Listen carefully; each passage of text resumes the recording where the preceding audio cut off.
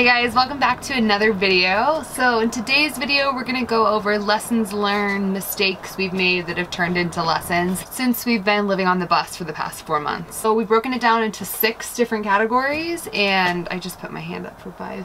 That's alright, I'll get you on the other one. Okay, good.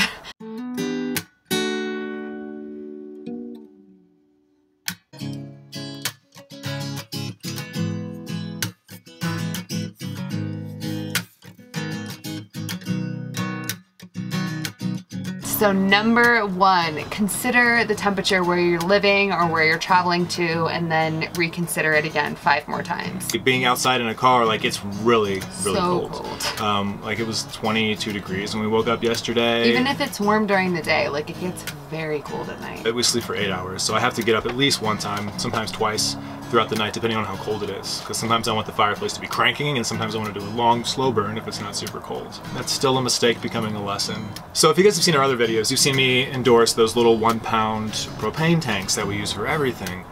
Well, as it's getting colder and we have our little Mr. Heater, little portable buddy, I am gonna upgrade to the 15-pound tank, put it in the front and run a line so that I don't have to change the tanks like every day. Yeah, we got it initially to replace or to refill up the small one. We realized we have that much propane on the bus anyway, which is what we didn't want for safety in the first place. So now that we have it, we might as well just use it straight from that and not create these little like 15 little micro bombs. What's the point of having 15 potentially bad ones when you can get one that's made to last and made to be outside like under a grill all winter? And you just have to be safe about it, just like with anything. But exactly, just get a carbon monoxide detector and just be safe. We didn't realize that in the winter it really makes diesels bad.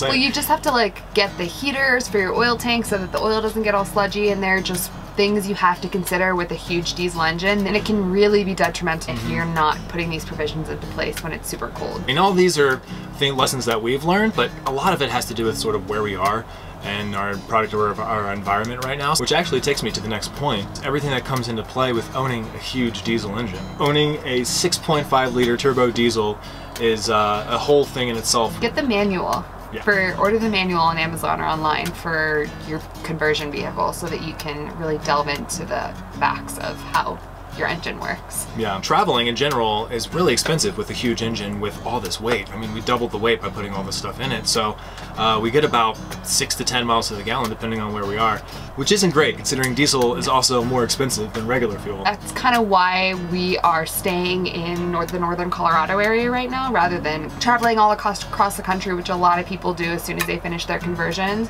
But for us, we're trying to get Living Zeal off the ground, and we quit our day jobs to pursue this online business, and neither of us have ever done anything like this before, but we're kind of piecing together our talents and making this all a viable stream of income. Yep. So as this begins to grow and build, we want to travel more around the US and go do more fun things in the bus. We don't have what you would call a disposable income right now. We've just been living off our savings to support this lifestyle. The amount of support we've received from you guys has been just mind-blowing. Actually, one of you guys is the one who suggested that we do this video. So it's just... Thank you.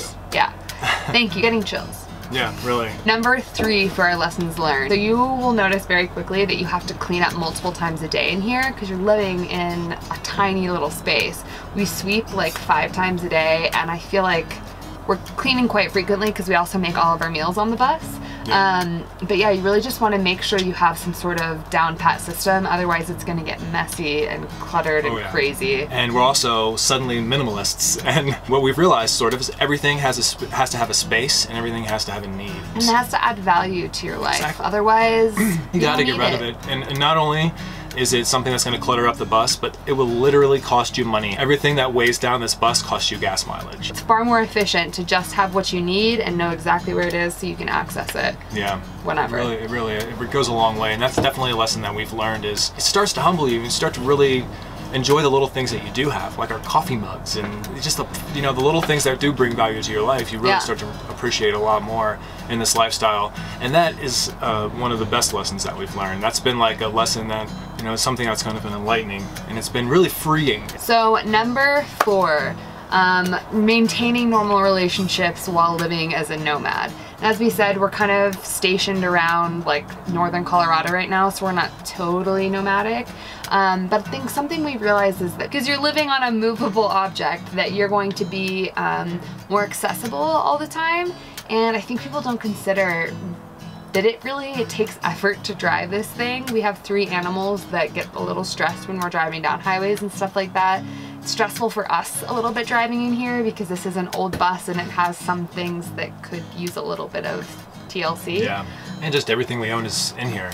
Yeah. Moving around, and like we have to strap it all down. It's just... It's not the easiest to just like flit around here and there in the bus, as maybe it would be far easier in a van. But for us, we don't want to be moving around constantly every day. It requires a lot of time and energy, not only to start a new business, but also to get used to this lifestyle and get used to having to have your propane all the time and water and having to like go out and get all these things that you need. Like, it takes time and planning and organization, and that requires a lot of energy from you for the first several months to kind of wrap your mind around everything. And you don't want to try and expect your friends and family to like conform to your lifestyle. We kind of think about it right now as a tiny house.